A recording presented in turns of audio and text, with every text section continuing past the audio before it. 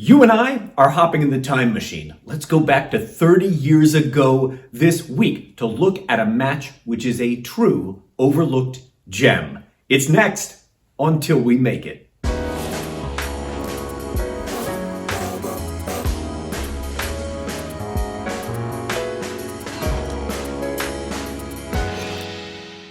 I'm Mike Quackenbush, and this is Till We Make It. If you are passionate about the craft of professional wrestling and you're never done learning all about it, then you've landed in the exact right place, my friend. What are you waiting for? Go ahead and join the Till We Make It tribe. Subscribe right now. This week marks a few anniversaries. Upcoming is my own Wrestleversary, and there are a few traditions I have started to put in place that I observe every time this anniversary rolls around, the anniversary of my pro wrestling debut.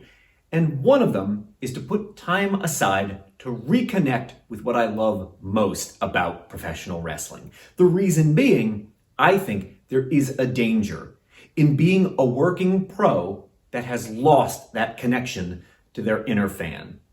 You need to reconnect with what makes you passionate, what made you fall in love with pro wrestling from time to time, to remind you why you are doing this in the first place. And my Wrestleversary is the perfect time of year for me to do that exact kind of reconnecting, and you're coming along for the trip this week. And I happened upon a match which is 30 years old this week, because when I sat down to compose a list of the things that were going to help me reconnect with my passion for wrestling, be them entire cards, single episodes of TV, or just individual matches, there was never any doubt in my mind that the Monday Night Raw from May 17th, 1993 was going to make the list. And if you know your wrestling history and you hear that date, your mind is probably going to this match first and foremost. The night the 1-2-3 Kid defeats Razor Ramon and essentially changes everything.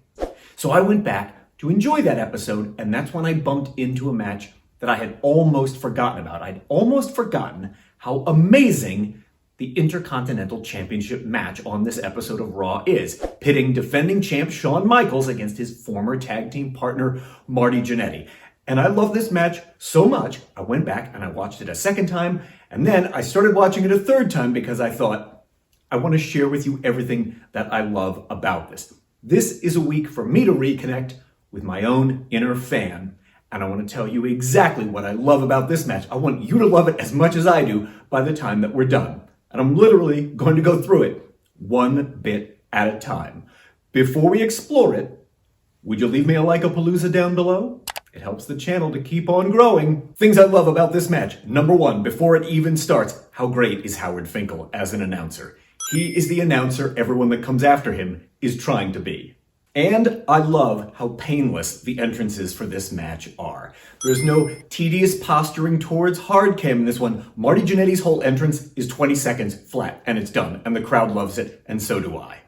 Can we also just appreciate how 1980s Marty's hair metal tights are that he's wearing in 1993? Amazing. And I'm not looking for trouble down in the comments section, but this is very much my era of Shawn Michaels.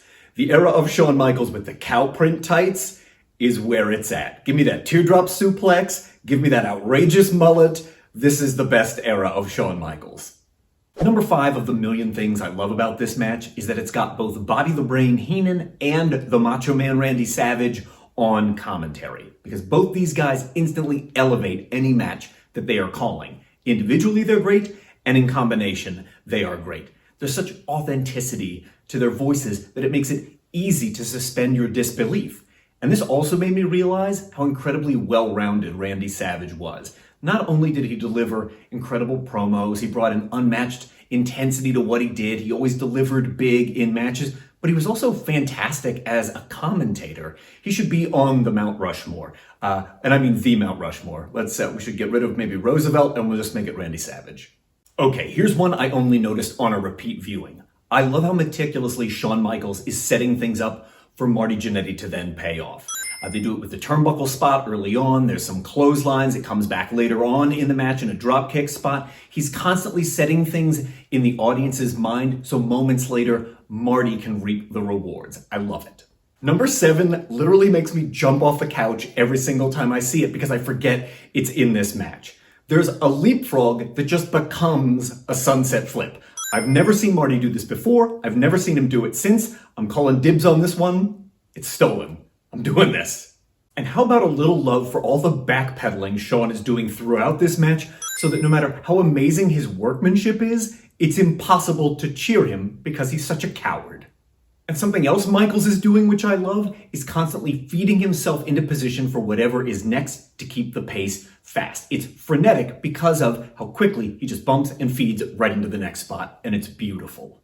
I will tell you firsthand, this head scissor takedown is so much harder than it looks, and Marty makes it look great. He does it here, he does it in a couple Rockers tag matches before they break up, and I've seen Ricky Morton and I think Edouard Carpentier do it, but outside of those guys, everybody else that does it, it looks like such a struggle, including when I attempt to do it. It looks dreadful. This is such a defining performance for Crazy Uncle Marty. He's constantly advancing on Michaels so that every moment is infused with urgency. You can feel how aggressively he is chasing the title, how badly he wants to win because he's always closing the gap. After every move, he's closing the gap on Michaels. And right around the time that they're taking the commercial break, Heenan does one of the things he does better than any other heel commentator in history. He finds a way to put over the babyface without betraying his heel persona. So as soon as he gives any amount of credit to Jannetty, he instantly just puts Michaels over even bigger. It's wonderful. And can we pause for a moment to appreciate how amazing this is, where Michaels flips up the turnbuckle, gets his right foot to clear the ring post while posting on his left from the bottom rope, and then pushes away to make sure he doesn't clip the apron on his way to the floor. So much precision goes into looking that discombobulated. Quick shout out to the late great Mr. Perfect, who makes his appearance having decided that the right amount of zip up for his windbreaker is 20%. Peak 90s. I love how desperate this cutoff feels. They set it up beautifully just a moment before, so it feels totally organic. It feels totally earned. It's perfect. I love the dynamics of Marty's selling. Before this cutoff happens, his body language is extroverted, it's open, and it's big. And then the moment that he gets cut off, he just curls up into this little ball of pain, and that selling just pulls you right into the heat. This is my favorite payoff of the entire match. First, Shawn drop kicks Marty, and then about 5 seconds later, Marty catches the drop kick, and it's the catapult. Nobody kisses the post like Shawn Michaels. Nobody. This guy's got real potential. And right after that, I love how patient Marty is in crawling to the cover. He's just letting the tension rise and rise and rise. A less confident wrestler would have rushed into the cover after that catapult, but Marty just takes his time.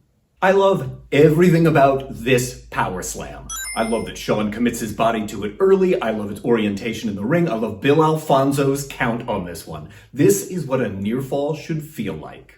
And how about Marty calling back the finish to the Razor and Kid match from the hour before, even putting this on the exact same turnbuckle as the Kid's moonsault for maximum effect. Also, I will never not love Shawn Michaels selling Mr. Perfect's towel like he's Frank Drebin from Police Squad.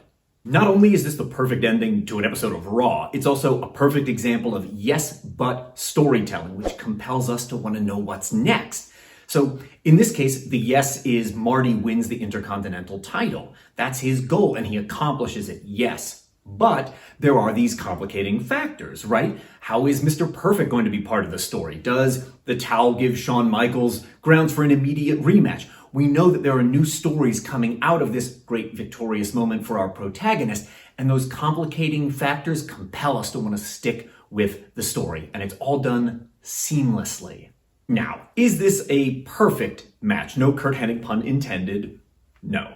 I don't think there is such a thing as a perfect pro wrestling match, but this is a match that I really do love. And thank you for letting me share my love of this match with you. This was fun. Click on the video appearing on screen right now. It will take you to a video about yes, but storytelling and how to use this in the wrestling that you create. Or click on that orange box, which will take you to my Patreon page. Help me reach my goal this year of 100 patrons. I need your help.